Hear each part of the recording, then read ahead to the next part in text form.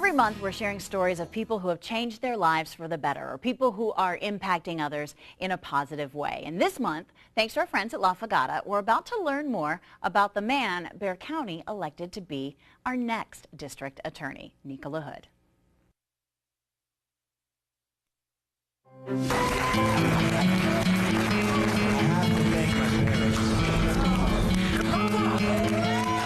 I've seen the justice system from every perspective.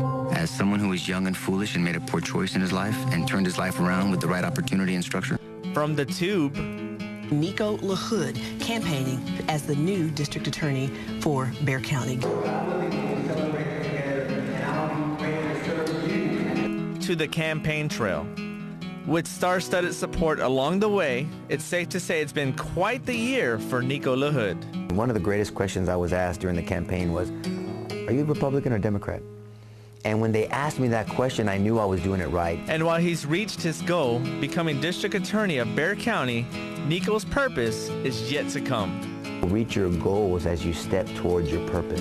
Nico spent most of his childhood with his time split between San Antonio's north side with his parents and brothers and the city's south side. We grew up on South Flores and Clutter Street, right near there's a post office right there, and down the street from St. Leo's Catholic Church. A natural advocate from the start. I've always been that guy or that kid that stood up for what was right. Nico's path to a career in law was inspired early on. In kindergarten, I wanted to be a police officer. In first grade, I wanted to be a lawyer, and it never changed. I used to go with my pop, my older brother and I used to go with my pop to the courthouse and to the law office on holidays or during the summer. And I used to see my pop, and he changed and morphed into this man of just tremendous charisma. And he was different at home, more reserved, quiet, you know. But when he was in his element, he was like no other. He would go on to earn his law degree from St. Mary's University, but you can say that the education in making his case began at home. You can say anything to anybody, whether it's the President of the United States or the principal of your school, as long as you say it right. Don't ever lose your testimony in your temper. Some lessons came easy. Others arrived in more complicated packages. I'll never forget that night or that morning when my pop picked me up from downtown. Like when he ended up on the other side of the law, following a drug arrest at the young age of 21. And I was more scared of my pop and my mom than I was of the system. And he was also grappling with the stain on his family's name. He didn't say anything to me driving home, and I was like, man, say something to me. Tell me that you're mad at me, that you want to disown me, to change my last name. Say something, cuss me out, I don't care.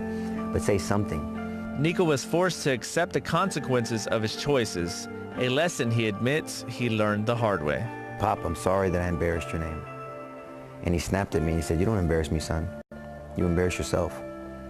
You're my boy, and I love you no matter what. There's nothing you can do that can stop me from loving you.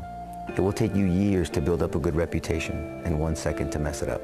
But the fabric of his being would be further tested when 2 years later, his oldest brother Michael was tragically killed in a carjacking. After my brother passed away, my parents went through a very dark time in their lives. We all did, and I can't imagine what a parent goes through when they lose a child. I saw it, but I haven't felt it, thank God, and I pray that I never do. I know what it's like to lose a sibling, and it's very challenging, and it almost won over me, you know, it almost took me over. Left with no choice but to press on during this dark time, it is then that Nico decided to look up. I got to a point when I started really pressing into my faith and being tired of putting on this show of hiding my anger after the loss of my brother when he was taken from us. His brother's memory helps keep the purpose alive, making the streets of Bexar County safer, especially for the children, one of the key platforms inside Nico's campaign. Children are a gift from God. What do you do with a gift? Do you throw it away, or do you cherish it and protect it? Every gift that's meant anything to me, I've cherished and protected. And so I've been given 3 gifts in my life, and I will do everything to cherish and protect them at all costs. Today, Nico LaHood celebrates his success and his stumbles.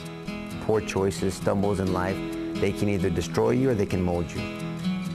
That's up to you. Even with all the triumphs, Nico is still just your average kid looking to make his dad proud. My pop is still my hero, so everything that he's taught me, I'm turned into my own man, which it's an honor for me to do that. Wise man. And on election night, it was his old man who watched in the wings as Nico celebrated this new chapter in his story. I looked up and they said, oh, your mom and pop went home.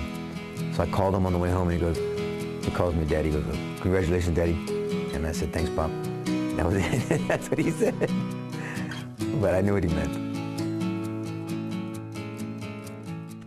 And Nico LaHood will be sworn in on January 1st. If you want to nominate someone to be featured in our Changed Lives series, head over to our website at news4sanantonio.com. You'll find the information form there. You can check out all the other past profiles as well. And La Fagata is located on Vance Jackson Road. You can learn more by calling the number on your screen or by logging on to lafagata.com.